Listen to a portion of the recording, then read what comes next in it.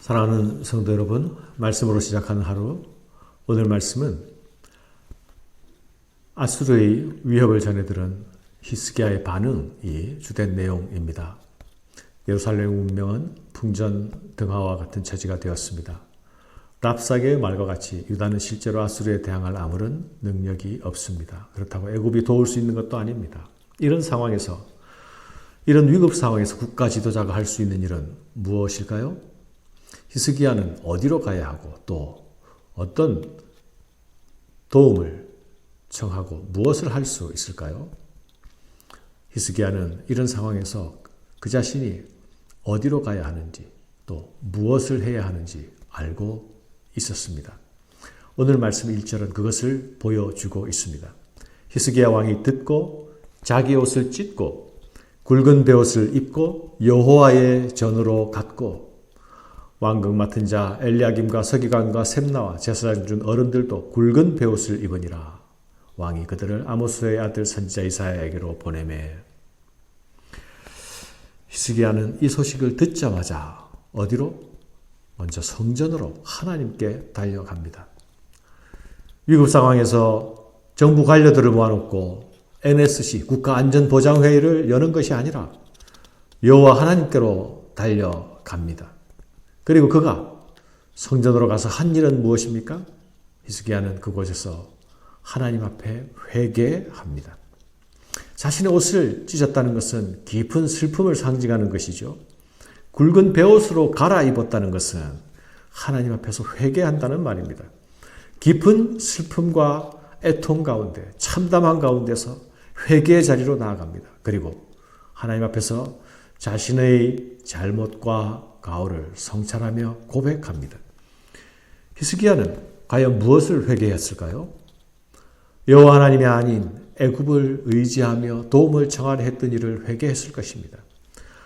또한 자기 신하들을 보내서 아수르와 외교적 타협을 모색하려 했던 것을 회개했을 것입니다. 하나님을 믿노라 했지만 하나님을 온전하게 신뢰하지 못하고 인간적인 방법들을 기대고 모색하고 시도했던 것들을 회개했을 것입니다. 우리는 자신이 시도한 것들이 모두 무의로 돌아가게 되는 것을 확인하게 될 때에 비로소 그때에 우리의 무능을 확인하고 비로소 그때에 하나님께 도움을 청하러 가게 됩니다. 그러나 여러분, 하나님께 도움을 구하러 나아갈 줄 아는 것, 그것이 성도의 실력입니다. 그것이 하나님의 사람들의 힘이기도 합니다. 시편 121편 성전으로 올라가는 노래에서 구약의 성도들은 하나님께 나아가며 이렇게 노래했습니다. 내가 산을 향하여 눈을 들리라. 나의 도움이 어디서 올꼬? 나의 도움은 천지를 지으신 여호와께서로라. 이것이 성도의 고백입니다. 히스기야는 자신이 당한 위기를 하나님께로 나아가는 기회로 전환시켰습니다. 그는 지금 자신의 만난 상황을 하나님께서 주시는 징계로 인식하고 있습니다. 이것이 그가 한 말 속에 나타나고 있죠. 오늘은 환난과 책벌과 능욕의 날이라. 환난과 책벌과 능욕의 날이라. 아이를 낳으려 하나 해산할 힘이 없도다. 성도가 환난을 당할 수 있습니다.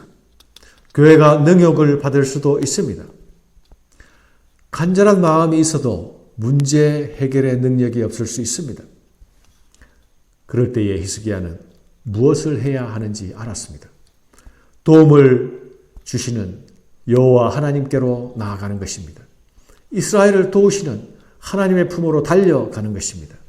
지금 인간 왕이 창조주 하나님께 나아가고 있습니다.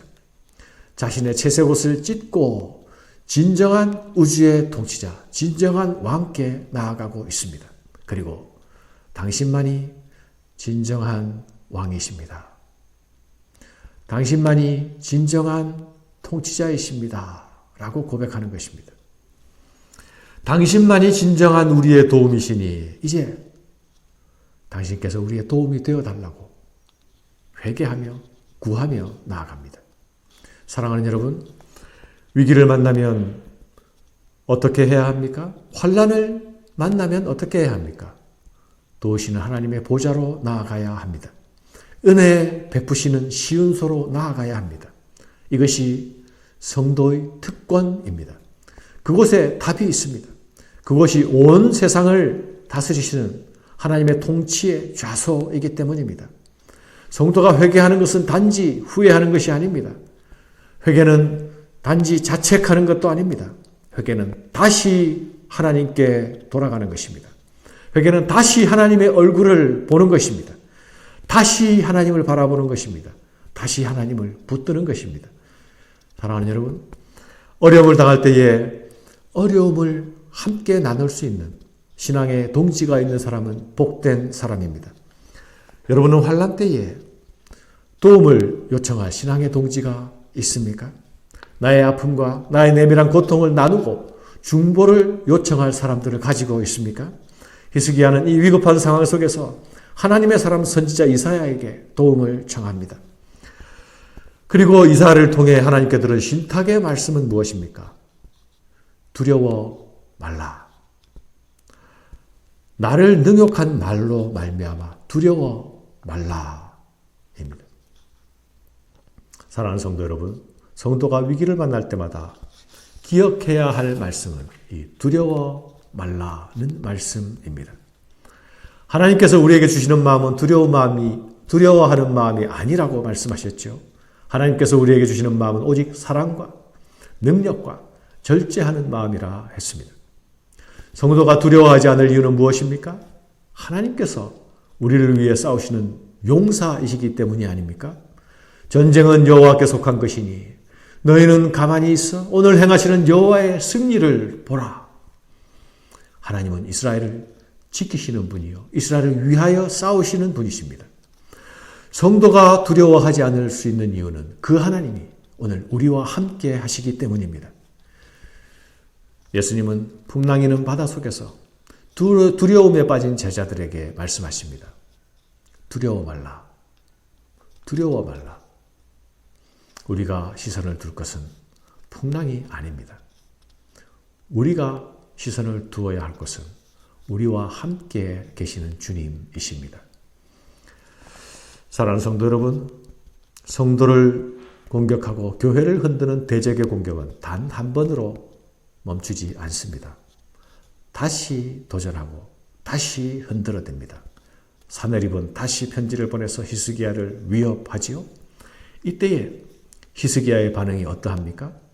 14절의 말씀입니다. 히스기야가 그 사자들의 손에서 글을 받아보고 여호와의 전에 올라가서 그 글을 여호와 앞에 펴놓고 여호와께 기도하여 이르되.